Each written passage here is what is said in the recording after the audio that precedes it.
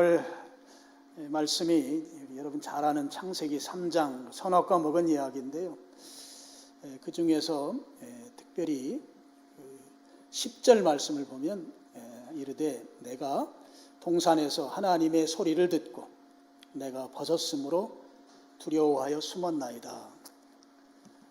두려움에 대한 부분을 좀 함께 나누려고 합니다.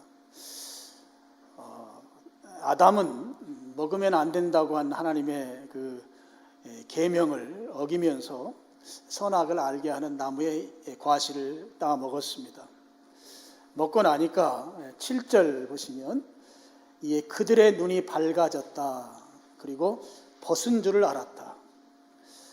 입고 벗고 하는 일이 전혀 없었던 당시이죠. 그런데 그들이 벗었다고 하는 사실을 알았다고 하는 것은 선악을 알게 하는 나무 열매를 먹은 결과입니다. 선악을 분별할 수 있는 그런 지혜가 아담에게 생겼다고 하는 것이죠. 그래서 아담은 선악을 알게 하는 나무 열매를 먹고 나서 죄가 무엇인지를 비로소 알게 됐고, 또 선악을 알게 하는 나무의 열매, 과실을 먹은 이후에 그 결과들이 아담에게 나타나기 시작합니다. 첫 번째로 나타나는 그 증상, 저는 죽음 증상 이렇게 표현합니다만, 첫 번째 나타나는 증상은 부끄러워하는 증상이 나타납니다. 심리학 용어로 하면 수치감 또는 수치심이라고 표현하죠. 이 수치심은 사람들과의 관계성 속에서 나타나는 감정입니다. 3장 시작하기 전 22장 25절 마지막 절에 보면 아담이 그 아내와 벌거벗었지만 부끄러워하지 않았다 이렇게 표현하고 있어요. 그 말씀은 인간관계가 굉장히 건강하다고 하는 것을 말하는 것이죠. 둘 사이에 부끄러움이 전혀 없는 관계, 건강한 관계, 건강한 인간관계를 말씀하는 것인데요. 이 선악을 알게 하는 나무 열매를 먹은 이후에 7절에 보면 그들이 벗은 줄을 알았다. 그래서 그들이 그거에 대해서 대책을 세운 것이 무화과 나무 잎을 엮어 치마로 만들어서 입었다 하는 것입니다. 벌거벗은 것이 이제 부끄러운 것이 된 거예요. 수치감을 만들어낸 것이죠. 바꿔 말씀드리면 사람들 간의 관계, 인간관계에 문제가 발생한 것입니다. 그래서 부랴부랴 무화과 잎사귀로 엮어서 옷을 만들어 입었다 하는 것입니다. 이런 무화과 나무 잎으로 옷을 만들어 입었다고 하는 이 표현이 갖는 두 가지 의미가 있습니다. 한 가지는 인간관계에 문제가 생기니까 감추고 덮어야 될 요소들이 발생했다고 하는 것을 의미합니다. 선악을 알게 하는 나무 열매를 먹기 전에는 전혀 부끄러움이 없었습니다. 벗고 있었지만 벗고 있는 것이 부끄러운 것이 전혀 아니고 벗고 있다고 하는 사실조차도 인지하지 못했었던 것이죠. 전혀 감출 것이 없었던 상황이었습니다. 그런데 이 선악을 알게 하는 나무 열매를 먹고 눈이 밝아져 보니까 벗었다고 하는 사실을 알게 되고, 이 벗은 사실은 무엇인가 감춰야 될 요소들을 발견했다고 하는 표현이 되는 거죠. 그래서 부랴부랴 무화과 잎으로 감추고 덮는 수치심을 가리기 위한 행위를 7절에 하고 있는 것입니다. 그런데 에덴 동산은 하나님께서 만들어주신 것이죠. 그곳에서 살 때는 모든 것을 다 제공해 주셨기 때문에 하나님이 제공하신 거 가지고 살면 되는 장소가 에덴입니다. 그곳에 있는 것은 다 선한 것밖에 없는 것입니다. 이 선악을 알게 하는 나무의 열매를 먹고 나서 보니까 이 아담에게 새로운 기준이 생긴 거예요. 지금까지는 하나님의 기준이었습니다. 그래서 하나님의 기준에서 볼 때 에덴 동산은 다 선했습니다. 근데 선악을 분별할 수 있는 이 눈이 밝아져 놓고 보니까 아담 스스로가 기준을 만들어낸 것이죠. 선악을 분별할 수 있는 법이 이제 아담의 법이 생겼다고 볼 수 있습니다. 그래서 아담 스스로가 세운 기준에서 자기를 바라보니까 자기는 부끄러운 존재가 되어 있는 것이에요. 이 부끄러움을 해결하기 위해서 아담이 취한 것은 무화과 나뭇잎을 가지고 그 부끄러움을 감추는 시도를 했다 하는 것입니다. 무화과 나무잎이 갖는 의미, 첫째 의미는 이 선악을 알게 하는 나무 열매를 먹은 이후에 우리 인간은 부끄러워지는 현상이 생겼고, 그것을 가려야만 사람들과의 관계를 이루어서 서로 세상을 살아갈 수 있는 그런 감추는 요소들이 인간에게 발생했다 하는 거죠. 바로 선악을 알게 하는 나무가 주는 죽음 증상의 첫 번째 증상이다 하는 거죠. 감추지 아니하고는 살아갈 수 없는 세상, 죽음 증상의 첫 번째 증상이다. 그리고 이 무화과 나뭇잎이 주는 또 한 가지 의미가 있습니다. 지금까지 에덴 동산은 하나님의 공급하신 가운데 그냥 하나님 안에서 살면 됐습니다. 모든 준비 하나님이 다 해주셨습니다. 그리고 하나님이 공급하는 모든 자원 가운데 그것 가운데 살면 되는 그런 구조였습니다. 그러니까 하나님 안에서 사는 것, 그것으로 만족하는 곳이 바로 에덴 동산이었습니다. 근데 그곳에 이제 인간이 해야 할 일이 생긴 것이죠. 치마를 만들어 입는데 지금까지는 하나님이 다 해주셨어요. 하나님이 다 공급해 주셨어요. 이제는 인간 스스로 해야 할 일, 바로 치마를 스스로 만들어 입는 일을 하게 됐다고 하는 것이 이 무화과 나뭇잎의 치마가 주는 두 번째 의미입니다. 자기 힘으로, 자기 스스로가 해야 할 일들이 생겨나게 됐다 하는 것이죠. 바로 무화과 나뭇잎을 스스로 제작해서 입어야만 했다 하는 거예요. 여기까지만 해도 우리가 받아줄 수 있겠습니다만, 그런 수고, 치마를 만들어 입는 수고, 지금까지는 하나님이 다 공급해 주셨어요. 하나님의 자원으로 그냥 살면 됐어요. 내가 할 일이 없었어요. 나는 하나님과 교제하는 삶, 하나님께 예배하는 삶이 전부인 삶을 살았어요. 근데 지금부터는 내가 할 일이 생겼다는 말이에요. 바로 나뭇잎으로 치마 만드는 일이었습니다. 근데 이 치마 만드는 이 수고가 시간이 지나면 시들고 말라 비틀어진다고 하는 거죠. 치마로서의 기능이 더 이상 유지될 수 없는 상황이 속한 시일 내에 온다고 하는 것입니다. 그래서 그렇기 때문에 이 일은 반복해야 합니다. 하나님을 떠난 삶의 특징입니다. 반복의 루틴 속에 살아가야 된다는 것이죠. 2, 3일만 지나면 내가 목적한 바가 이미 그 가치를 상실해버리는 그런 삶을 반복해야만 하는 그런 인생을 살아가는 것이 바로 무화과 나뭇잎으로 옷 만들어 입었다고 하는 것이 주는 의미이다 하는 것이죠. 처음에 만들 때는 아주 멋지고 꽤 오래 갈 것 같지만 태양빛 아래에서 그 나뭇잎은 말라지게 되고 부끄러움을 가릴 만한 그런 기능을 다 상실해버리게 되기 때문에 그것은 반복해서 옷을 만들어야 되는 것이죠. 길어봐야 며칠, 일주일 가지 아니하는 그 일을 계속 반복하는 수고가 있어야 되는 삶, 하나님을 떠난 삶의 특징이다 하는 것이에요. 현대에도 마찬가지입니다. 하나님을 떠난 사람들의 삶이라고 하는 것이 며칠 가지 아니하는 무화과나무 잎사귀로 치마를 만들어 입는 것과 같은 삶, 우리가 사는 삶인데요. 현대의 특징은 그 치마를 치장한다고 하는 특징이 거기에 덧붙습니다. 2, 3일간은 길어봐야 일주일 가지 아니하는 그 나뭇잎에 유행을 따라서 모양을 만들고 길이를 길게 했다 짧게 했다 매듭을 풀었다 엮었다 다양한 모습으로 유행을 만들어가면서 무화과 나뭇잎에 옷을 입고 사는 삶이 어쩌면 우리의 삶이고, 그 삶이 반복해야만 가능한 그런 삶이 우리 인생이다 하는 것을 무화과 나뭇잎이 우리의 의복으로서의 갖는 특징, 바로 현대인의 모습을 그대로 또 나타나준다고 볼 수 있겠습니다. 바로 하나님을 떠난 사람의 죽음 증상의 첫 번째 특징이죠. 사람들과의 관계가 악화 내지는 단절됨으로 인해서 부끄러워지고, 그 부끄러워진 것을 가리기 위해서, 가리지 않으면 살 수 없기 때문에 길지 아니하는 무화과 나무 잎으로 옷을 만들어 입고 거기에다가 현대는 유행이라고 하는 걸 붙여서 유행 따라서 살아가지만 여전히 반복해야 하는 이 삶의 고단함, 이것이 바로 이 무화과 나무 잎이 주는 교훈이다 하는 것이죠. 첫 번째 특징입니다. 두 번째 죽음의 증상이 주는 특징은 하나님과의 관계에도 부정적인 모습이 나타난다고 하는 것이죠. 창세기 2장 17절 보면 무화과 나무 열매 먹으면 반드시 죽는다고 그랬어요.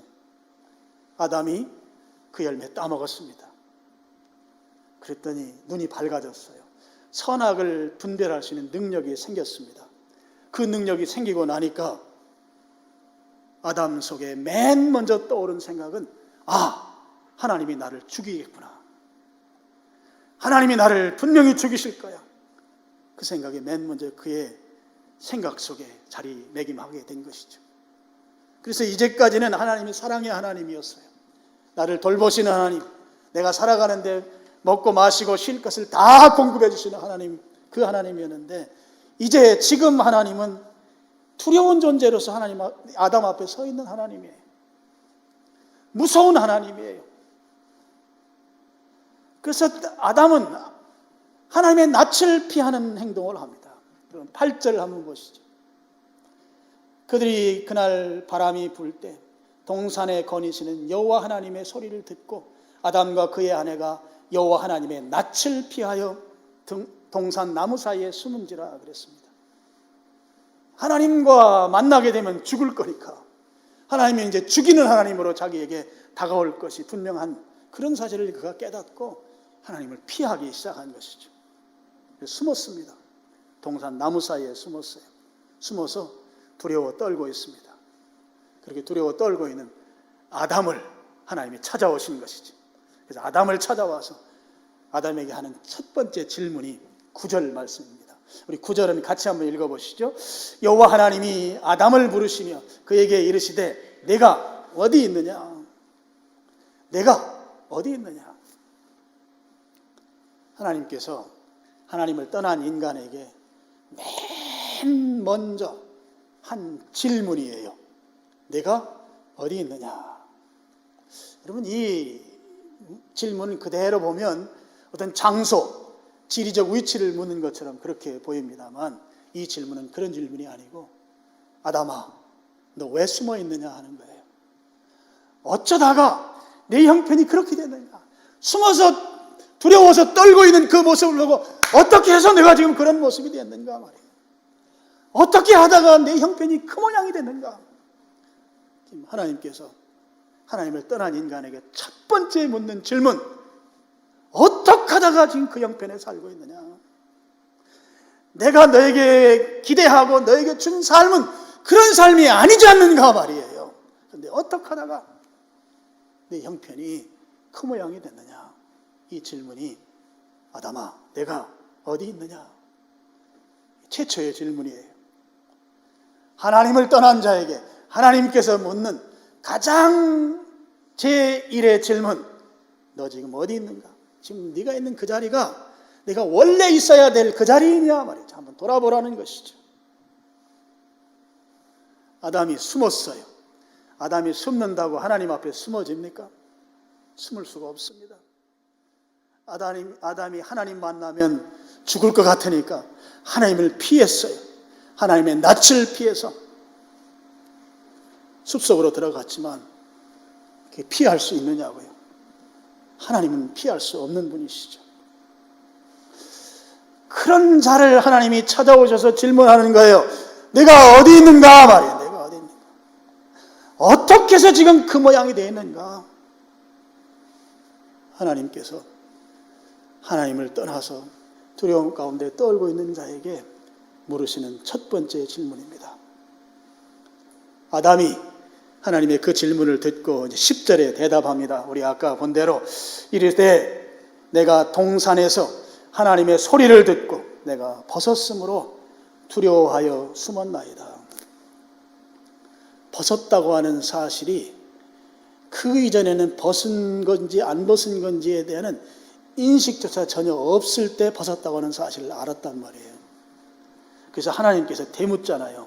11절에 야, 벗었다는 건 누가 알려줬냐 묻지 않습니까? 이 땅에 있는 모든 동물들이 다 벗고 살아요. 사람만 입고 살아요. 사람만 옷 입고 살아요. 근데 요즘은 강아지도 입고 살아요. 강아지는 벗어야 건강합니다. 제가 얼마 전에 이 앞에 걸어가는데 강아지한테 파카 입혀줬더라고. 강아지는 벗어야 건강한 줄로 믿습니다. 사람이 옷을 입혀줘요. 동물을 사랑하시는 분들은 제가 이렇게 말하면 섭섭할지 모르겠지만 아담 시대에 벗은 걸 안다고 하는 것은 하나님 아니면 모르는 거예요.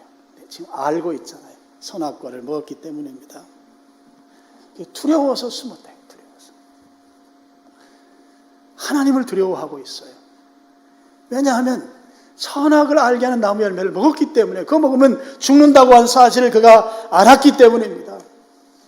이 선악을 알게 하는 나무 열매를 먹으면 하나님께서 그를 그냥 두지 아니할 것을 아담이 알았다고 하는 거죠. 그래서 그 죽음을 면해보려고 하나님의 낯을 피해서 동산 그 나무 사이에 본능적으로 숨어 들어간 거예요. 근데 숨긴 숨었어요. 근데 하나님 앞에는 숨을 수가 없어요. 이게 문제라고요.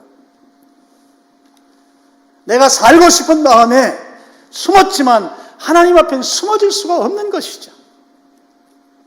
저는요, 이 코로나19라고 하는 이 전염병, 중국에 대유행했다가 우리나라에 또 아주 혼란스럽게 했다가 지금은 뭐 전 세계적으로 아주 대유행병이 됐어요. 이거 팬데믹이라고 그러잖아요. 오늘 숨는다고 하는 표현을 보면 이 코로나19 전염병 앞에 우리는 숨을 수가 없다.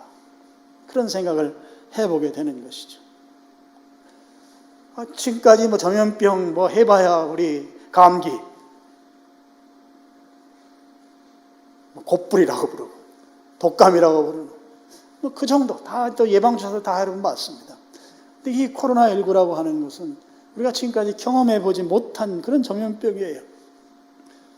그것도 한 일개 지역만 그렇게 좀 창궐 하다가 끝내는 게 아니고 지금은 전 세계가 다 큰 운동 가운데 있습니다. 어떻게 보면 누구도 숨을 수 없는 상황이 된 것이죠. 그래서 우리는 정말 조심하면서 지금 살아가고 있습니다.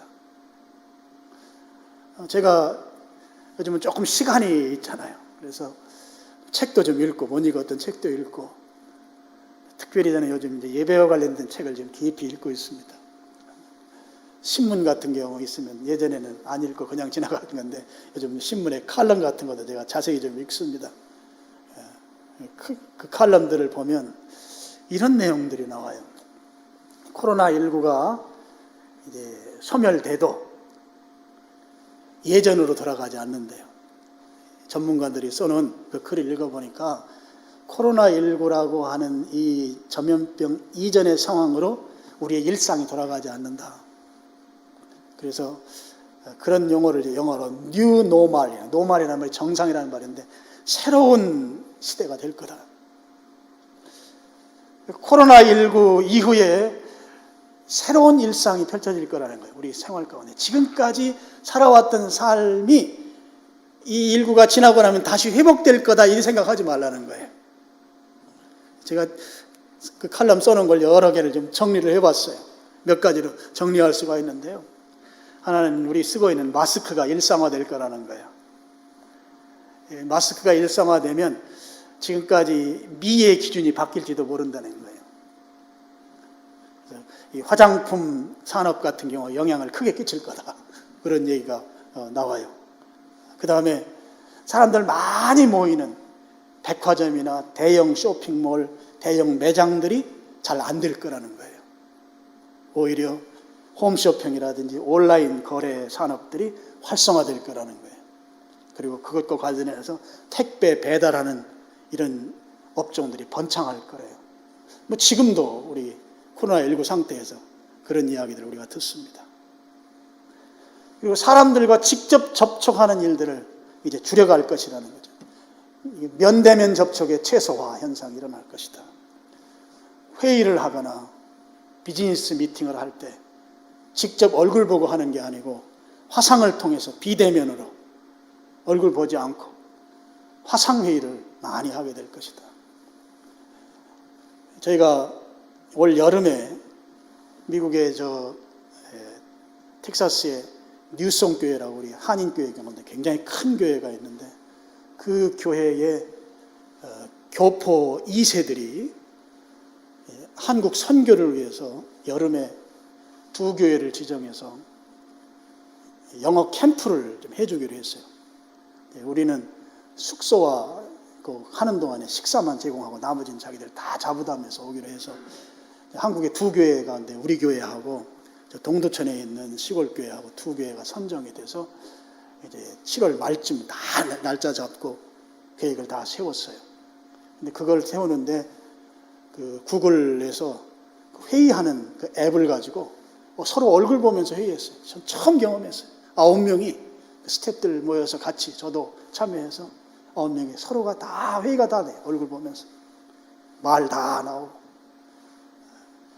그래서 이제 제가 교회적으로 광고는 제가 하지 않았지만 7월 말 다 날짜 잡고 영어 캠프를 좀 다 하기로 했었는데 지난주에 미국에서 한국에 오려면 오는 사람들 비행기 티켓팅을 해야 되는데 지금 미국도 지금 난리가 나서 결국 올해 하는 거를 취소하고 1년 후로 지금 연기한 상태인데요.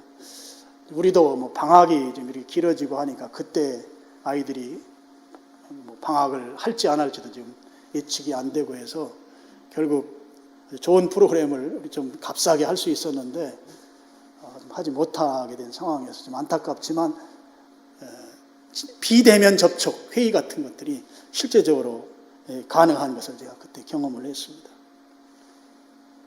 사람들 서로 얼굴 보지 않는 업무들이 더 활성화될 거라는 이야기도 했어요. 그래서 그런 직업군들이 앞으로 더 사람들이 인기를 끌게 되고 이른바 재택근무가 활성화될 것이다. 그리고 그쪽과 관련된 홈오피스 기기들이 대량 생산되는 발달하는 그런 상황들이 올 것이다 하는 거죠. 공부하고 또 수업하고 이런 것들 온라인으로 하는 수업들, 학습이 활성화될 것이고 지금은 사이버 대학교가 크게 인기 없지만 앞으로는 사이버 대학교가 아마 유행할 것이다. 이런 전망들이 나와요. 우리나라가 자녀 낳는 거 좀 기피하는 현상이 있는데 출산 기피 현상은 지금보다 더 심각해질 것이다. 그리고 관광, 여행하는 그런 업종들이 쇠퇴할 것이다. 이런 전망들을 내놓고 있습니다. 근데 이것이 코로나19가 지금 이렇게 확산되는 지금만 그런 게 아니고 이게 다 끝나더라도 뉴 포멀, 새로운 생활로 다 정리되더라도 이 생활 환경들이 그대로 자리 잡게 될 것이다 하는 거예요. 지금 우리가 겪는 이 경험들을 앞으로 코로나가 없어져도 계속하게 될 것이다 하는 것이 전문가들 이야기입니다. 그런 상황들이 어쩌면 지금까지 내가 꿈꿔왔던 또는 지금 하고 있는 일들이 잘 되던 일들이 잘 안 될 수도 있고 지금까지 별 볼 일 없던 일들이 앞으로 잘 될 수도 있는 어떤 급격한 상황 변화들이 올 수도 있는 것이 지금 말하고 있는 이 새로운 생활 환경, 코로나 이후에 우리에게 펼쳐질 환경이다 하는 거예요. 그럼 이런 환경들, 이런 상황들, 또 지금도 마찬가지고 우리 속에 자리 잡고 있는 것이 두려움이라고 하는 것이죠. 그런데 성경에 말씀하는 것은 두려워하지 말라 하는 거예요. 왜냐하면 하나님이 우리에게 주신 것은 두려워하는 마음이 아니다 하는 거죠. 하나님이 우리와 함께 하시기 때문에 두려워하지 말아라. 우리 디모데후서 1장 7절 말씀 우리 같이 스크린 보시고 읽어보겠습니다. 하나님이 우리에게 주신 것은 두려워하는 마음이 아니요 오직 능력과 사랑과 절제하는 마음이. 하나님은 두려워하는 마음을 우리에게 주신 게 아니고 능력 주셨습니다. 능력. 사랑을 주셨고, 절제하는 마음이라고 하는 것은 성령님의 통제하심 가운데 살게 했다는, 성령님의 지배 가운데 사는 그런 존재로 우리를 만드셨다 하는 것이에요. 오늘 우리의 삶의 환경이 예전과 같이 다시 그런 삶의 환경으로 되돌아가지 못하고 지금과 같은 삶을 지속해서 살아야 되는 것, 또는 지금보다 어떤 측면에서는 부정적인 그런 상황들이 우리에게 올지라도 우리는 두려워하지 말아야 된다 하는 것입니다. 왜냐하면 하나님은 두려워하는 하나님이 아니에요. 우리에게 두려움을 주신 하나님이 아니시고, 능력으로 성령님과 함께함으로 사랑으로 살아가도록 역사하시는 그런 하나님이시기 때문에 그렇습니다. 오늘 우리 마음속에 이렇게 저렇게 자리 잡고 있는 두려움의 요소들을 다 떨쳐버리시길 축복합니다. 하나님께서 아담을 그렇게 불렀어요. 그랬더니 아담이 하나님 앞에 나타났는데 치마를 입고 나타난 거예요. 하나님께서 아담에게 질문합니다. 11절, 누가 너의 벗었음을 내게 알렸냐? 내가 내게 먹지 말라 명한 그 나무 열매를 내가 먹었느냐? 먹지 말라고 한 나무 열매를 먹지 않았으면 내가 지금 내 앞에 치마 입고 나타나지 않았을 것이다. 주님의 말씀이죠.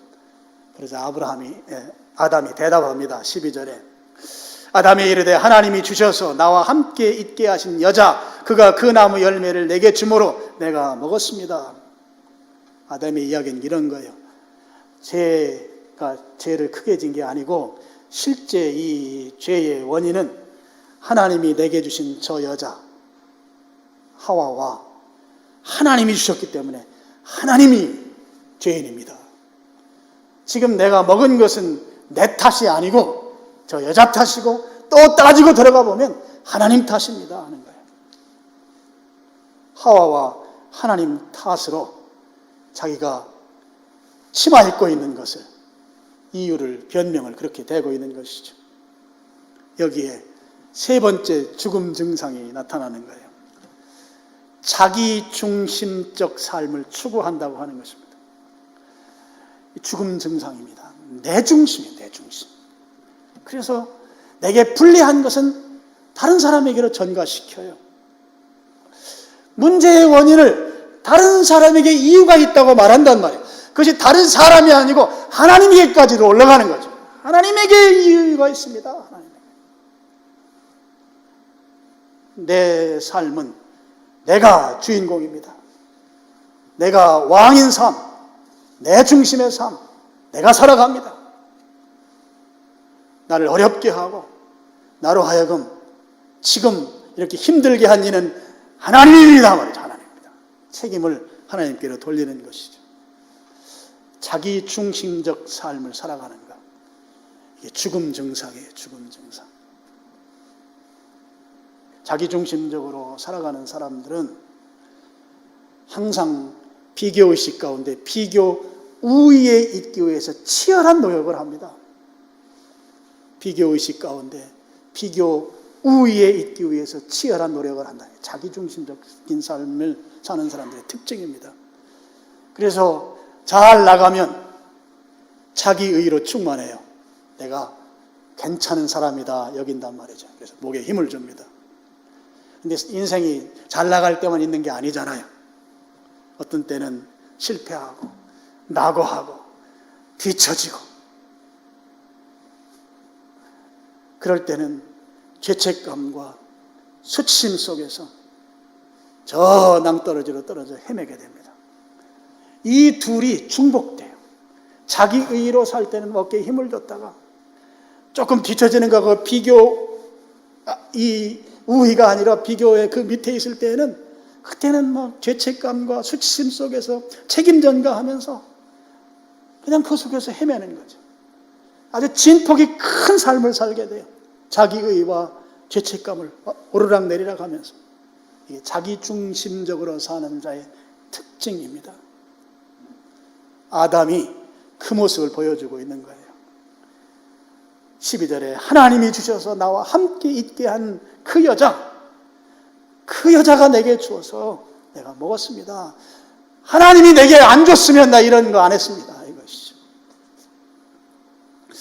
말씀을 정리하겠습니다. 여러분, 하나님을 떠나서 하나님의 징벌에 대한 그런 두려움 속에, 수치심 속에, 죄책감 속에 아담은 숨었습니다. 숨는다고 해서 숨어지지 않는데 그 숨어있는 자리에 하나님께서 찾아오셔서 아담을 부르십니다. 9절에 나온 대로 아담아, 내가 지금 어디 있느냐. 아담은 지금 아담을 부르는 하나님에 대해서 이제 나를 죽이려고, 선악을 알게 하는 나무 열매를 먹는 자마다 반드시 죽는다고 한 그 말씀을 이제 내게 집행하기 위해서 하나님이 나를 부르시는구나. 아담이 두려움 가운데 하나님 앞에 나왔지만 하나님은 아담을 죽이기 위해서 부른 게 아니죠. 아담을 살리시기 위해서 부르신 것입니다. 창세기 3장에 하나님이 살리시는 계획이 두 가운데 아주 명확하게 등장하고 있어요. 그 중에 하나는 15절 말씀입니다. 15절, 내가 너로 여자와 원수가 되게 하고 내 후손도 여자의 후손과 원수가 되게 하리니 여자의 후손이 내 머리를 상하게 할 것이요 너는 그의 발꿈치를 상하게 할 것이라. 이 말씀을 우리가 신학적으로 원복음이라고 말해요. 또는 원시복음이라고 말해요. 여자의 후손은 바로 예수 그리스도를 말합니다. 그러니까 예수 그리스도를 우리에게 주심으로 죽지 아니하고 구원의 길을 펼치시는 하나님의 그 사랑의 마음이 바로 3장 15절에 그대로 나타나고 있는 것이죠. 우리를 그대로 죽이시겠다고 말씀하셨던 그 하나님께서 여자의 후손인 예수 그리스도를 우리에게 보내주셔서 그분을 믿는 자는 우리가 살아날 수밖에 없도록 하나님이 그 구원의 계획을 이미 아담 시대에 하나님의 구원 계획을 펼쳐놓으시고 우리를 사랑으로 이끄시는 하나님이시다 하는 것입니다. 바로 예수님이 구주이신 것이죠. 예수님을 믿으면 산다고 하는 사실을 이 원복음에 그대로 기록해 놓고 있습니다. 죄를 범한 후에 하나님의 자원을 가지고 살던 아담이 스스로 노력해야만 됐어요. 자기가 무화과 나무 잎을 따다가 치마를 만들어서 입었습니다. 말씀드린 대로 시간이 지나면 말라 비틀어져요. 치마의 기능을 상실한다고요. 그러면 다시 또 무화과 잎을 따다가 치마를 만들어야 돼요. 이 반복의 고통이 있는 것이에요. 인생의 특징이고 하나님을 떠난 자의 특징입니다. 살아가다 보면 계속해서 반복으로 인해서 고단한 삶을 살 수밖에 없는 거예요. 의욕이 상실되고 좌절하고 그렇게 살 수밖에 없는 자에게 하나님께서 부르셔서 그렇게 살지 않는 대안을 마련해 주셨는데요. 그 대안이 바로 21절에 있습니다. 21절 말씀 우리 같이 한번 읽어보시겠습니다. 여호와 하나님이 아담과 그의 아내를 위하여 가죽 옷을 지어 입히시니라. 사람이 할 수 있는 방법은 2, 3일 가면 효과가 사라지는 무화과 나무 잎사귀로 만드는 옷이에요. 그래서 반복의 고단한 삶의 루틴이 계속돼야만 살아갈 수 있는, 의욕이 상실되고 희망이 상실된 삶을 살 수밖에 없는 인간의 삶에 하나님께서 비춰주신 희망은 무엇인가 하면 가죽 옷입니다. 사람은 무화과 잎으로 만든 옷을 만들어서 제한적으로 한시적으로 입을 수밖에 없지만, 그래서 다시 또 만들어야 되는 이 반복의 고단한 삶을 살 수밖에 없지만, 하나님께서 우리에게 주신 옷은 가죽 옷이기 때문에 이 옷은 영구한 옷이고 하나님이 만들어주셨기 때문에 영원한 옷이다 하는 것이에요. 사람은 한시적이지만 하나님은 영원한 것입니다. 메이드인 사람은 한시적이에요. 그래서 고단한 삶을 만들어갈 수밖에 없어요. 하나님, 메이드인 하나님은 영원한 것인 것이에요. 하나님께서 우리를 사랑하셔서 무화과 나무 잎으로 한시적인 제한적인 옷 입고 살게 아니하시고 영구한 가죽옷을 입고 살도록 하나님이 만들어 주신 옷, 그 옷 입혀주셨다고 하는 사실인 것입니다. 하나님이 우리를 부르셔요.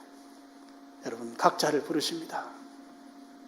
하나님께서는 우리가 하나님을 떠난 삶에 대해서 책망하고 심판하고 회초리를 내려치기 위해서 부르시는 것이 아니라 우리를 살리시기 위해서 부르신다. 살리시기 위해서. 그 살리시는 증거가 15절에 나오는 대로 예수 그리스도를 통해서 살리시는 거예요. 예수 그리스도를 통해서 하나님과 관계가 회복되는 것이죠. 그리고 지금까지 사람과의 관계성 속에서 가려야만 사는데 그 가리는 것이 제한적이고 반복해야만 하는 이 고단한 삶의 자리에 있는 우리를 가죽옷을 통해서 살아가도록 그렇게 하나님 우리를 사랑하셨다 하는 것입니다. 그 하나님 앞에 우리가 나와야 될 줄로 믿습니다. 숨은 자리에서 살 길이 하나님께로 나오는 것이에요. 마지막으로 우리 시편 94편 22절 말씀을 한번 읽어보시죠. 같이 읽겠습니다. 시작. 여호와는 나의 요새이시요 나의 하나님은 내가 피할 반석이십니다. 우리가 어디로 피해요? 하나님께로 피해요. 동산 나무 숲 사이로 피해봐야 피할 수가 없는 자리죠. 하나님께로 피해야 살 수 있습니다. 지금 우리를 두렵게 하는 환경적 요소, 또 별로 기대할 수 없는 미래에 대한 예측 가운데 우리가 있습니다. 지금까지 경험해보지 못한 상황들이 우리 앞에 있단 말이에요. 이때 우리가 이 두려움을 이겨내고 우리가 새롭게 힘을 다해서 살아갈 수 있는 것은 하나님은 나의 요새시요 내가 피할 곳은 바로 하나님 나의 반석. 오늘 하나님께로 나오는 것이 우리가 살 길이고 그것이 우리가 피할 길이라고 하는 사실, 이 모든 두려움에서 승리하는 길이라고 하는 사실을 믿는 여러분들 되시기를 주님의 이름으로 축원합니다. 기도하겠습니다. 아버지 하나님,